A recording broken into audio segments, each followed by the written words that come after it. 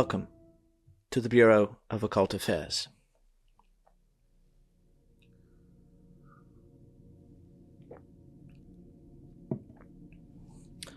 On Friday the 13th of the year 1307, in effect came the arrest warrant from Philip the Fair for the Knights Templar. All over Europe, especially in France, the commanderies of the Knights Templar were attacked and raided by troops sent by Philip the Fair to have the Grand Master, Jacques de Molay, and all French Templars arrested.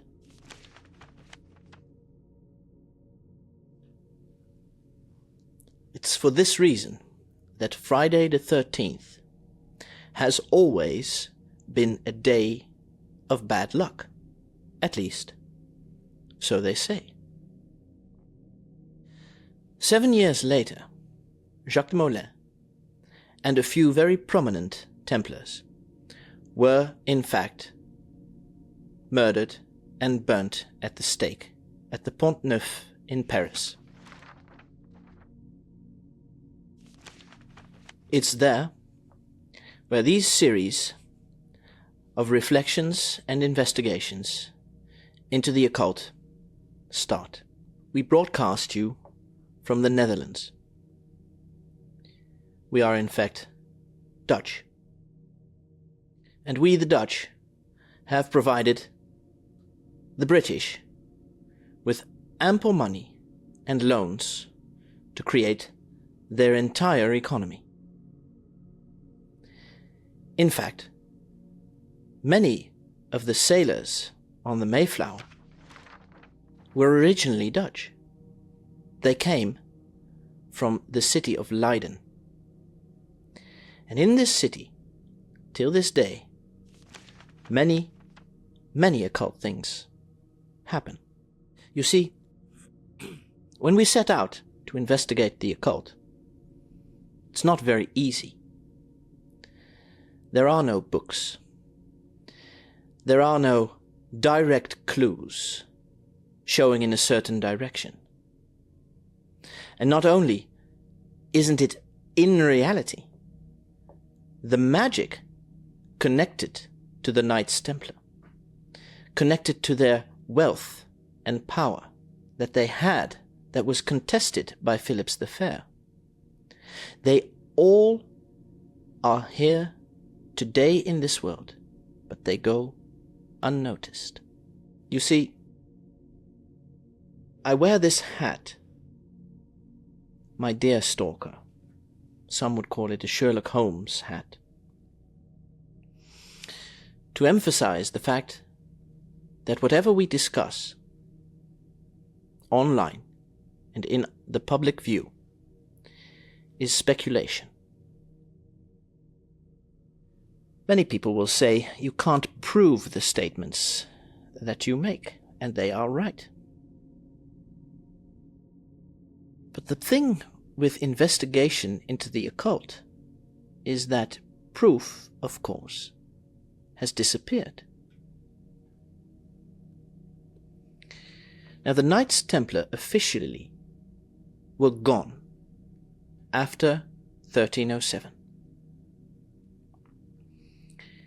The stories about some of the Templars being warned in advance of the raids upon their commanderies, that they left France in time, taking with them their treasure.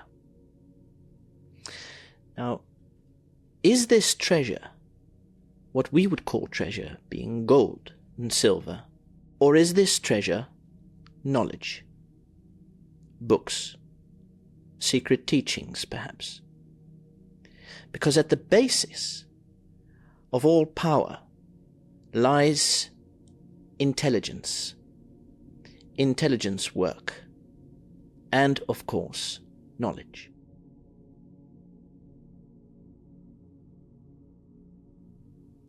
We have a saying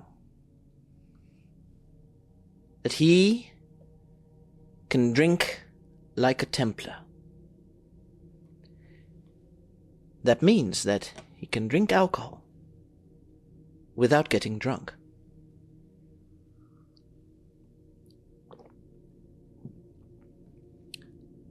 That proves that somehow the Templars had great spiritual knowledge. Because of this very aggressive spirit, Al-Ghul is able to penetrate your nervous system and your blood. A fight between your body and the alcohol will commence. And if you are mentally and physically strong enough, you can in fact win this fight inside your body. Some people say that to conquer alcohol, you can just stop drinking. The Templar way was to drink more and more, to lessen its effect and its hold over their spirit. In the year 1307, 17 ships left the port of La Rochelle. These 17 ships officially were never seen again. Now imagine in this day and age, ships sailing to be never found again. That would pose a great mystery, wouldn't it? Perhaps even it would feed conspiracies.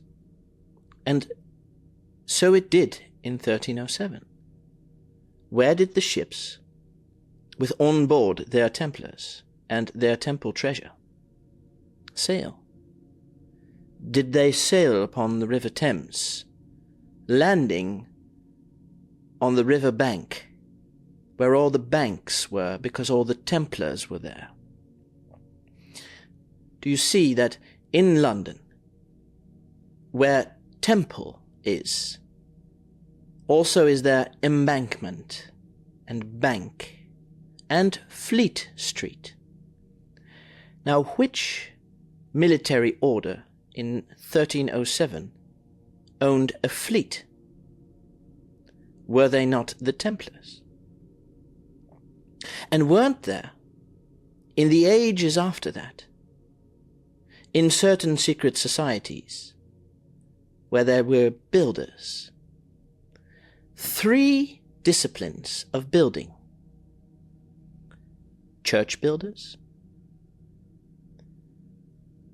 burrow builders, and boat builders.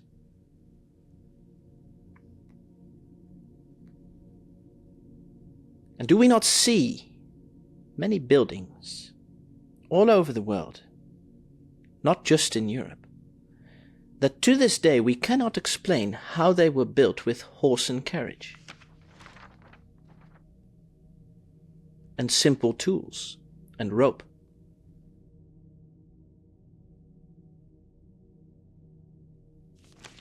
Much of this knowledge is being wavered away as conspiracies or fables.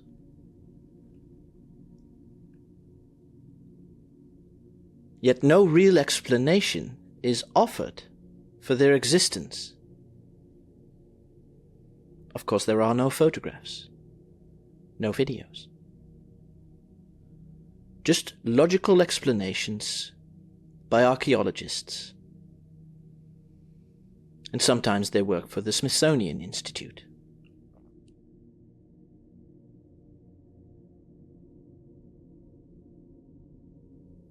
You see, what if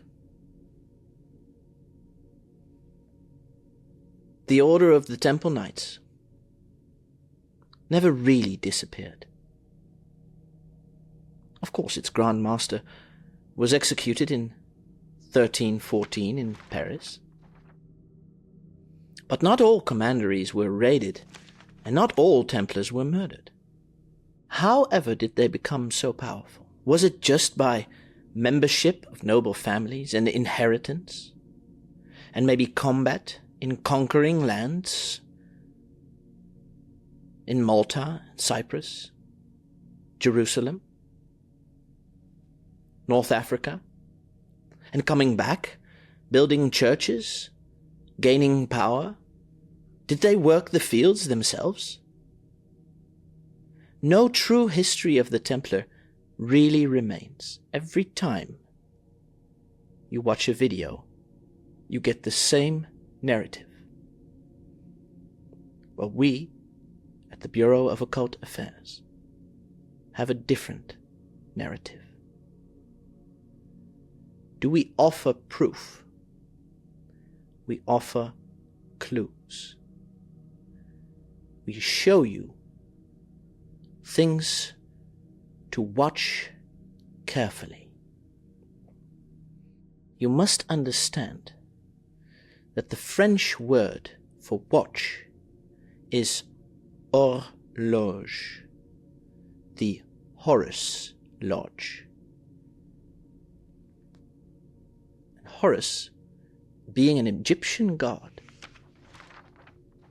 And what if an ancient civilization passed on its knowledge, knowing that it couldn't do that openly, but only for those who joined and pledged silence?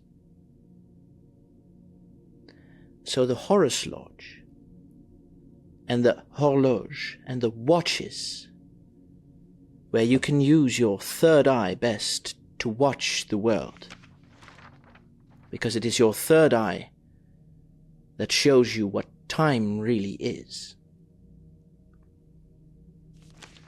What if these watches, being made in Switzerland, an excellent place to hide for Templars and to create an inverted temple flag,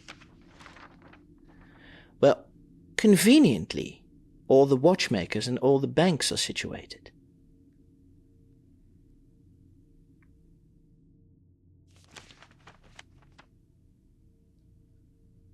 Is this just a mere coincidence, in your opinion?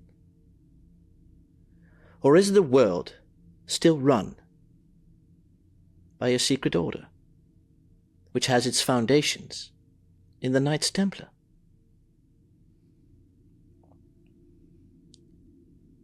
You know, there's a watchmaker in the United States. It's called Ingersoll. And there's a writer, coincidentally, called Ingersoll Lockwood, who wrote about Baron Trump.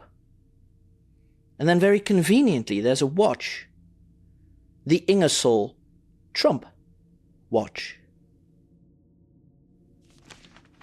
And the book by Ingersoll Lockwood starts with a sentence: that my ancestors were crusaders.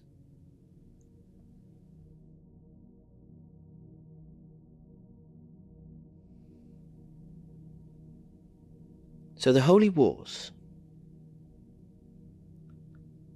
the Crusades, more than 1,000 years ago, were in fact the foundation of the world that we call the Old World, Europe, the Middle East, perhaps the New World, the Americas. But are they really the Old World and the New World, or was there an older world that they tapped into? Godfried of Bouillon and Hugues de Payne, the men that left France, were they, in fact, guardians of the pilgrims' route? Were they there to protect the believers? Why would they have to build such a huge European empire in the only 200 years to come? And as fast as they rose, did they really disappear?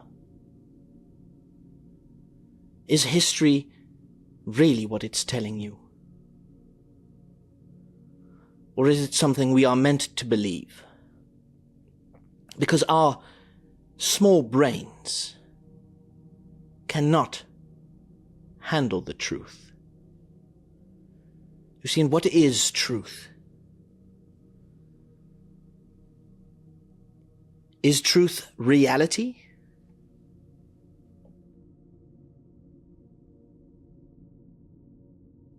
And is the word reality chosen for a reason, connected with the word real? And the Holy Grail, wasn't that the holy blood, the sang real? And if you put them together, it's sang grail.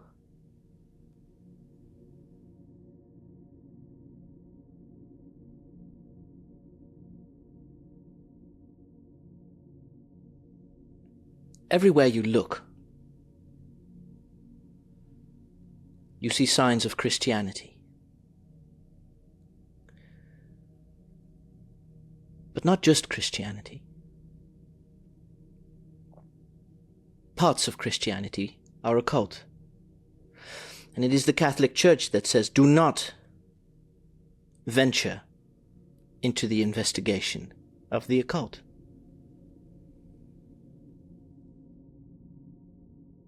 It was that same Catholic Church that banned the Knights Templar and had them prosecuted and reinstated them 700 years later, based on a document.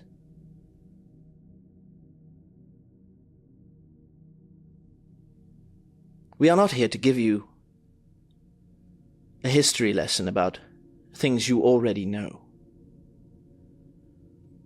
We can go into the so-called investigation of the Knights Templar and tell you what knowledge is available. There are obviously other people more equipped to do so. We are here to paint you a different picture. That the Knights Templar did not disappear, but that they realized that their enemies were almost as powerful as they were, and that something had to be done. Something had to change. Perhaps the secrets should become more secret again. Maybe they flaunted them too much, being a little bit overzealous.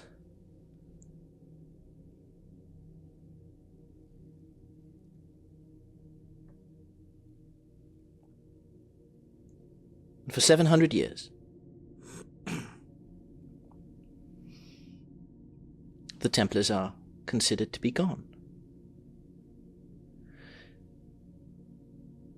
We have the Order of St. John. We have the Order of Malta.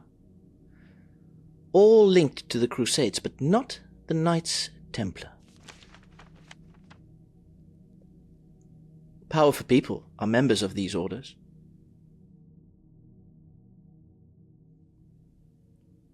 And they all propagate charity. They all dress up for the occasion. You see, maybe it's a good thing that the world is ruled by a small group of people. Maybe this is just speculation. Maybe we're seeing things that aren't there. That's why I wear the hat. It is my symbol to tell you that whatever I'm saying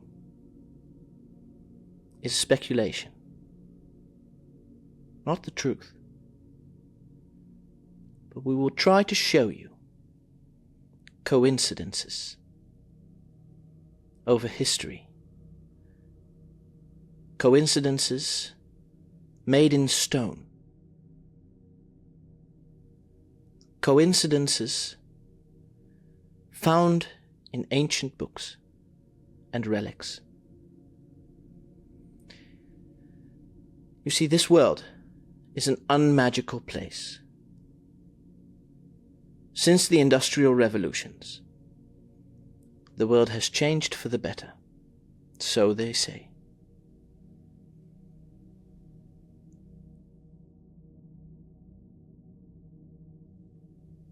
The investigation into the Knights Templar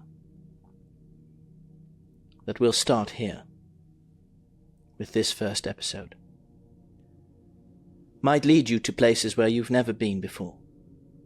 Or it might lead you to places that you have been before, but we perhaps can make you look at them differently. We hope that you will follow us and see where we're going, because we don't know where we're going. The entire idea of an investigation into the occult is that you do not know where you'll end up, what you will find. But it's based on a feeling. Something you know without knowing it. Something you can smell, but you can't touch it. When you enter a church in Europe, and you know there's something behind the walls, but you can't touch it, you can't pinpoint it, you don't know what you're looking at, and the signs explain to you something of which you know that it describes reality, but not truth. Our investigation can be followed and joined on our website, occultaffairs.com. We'll try to keep you posted.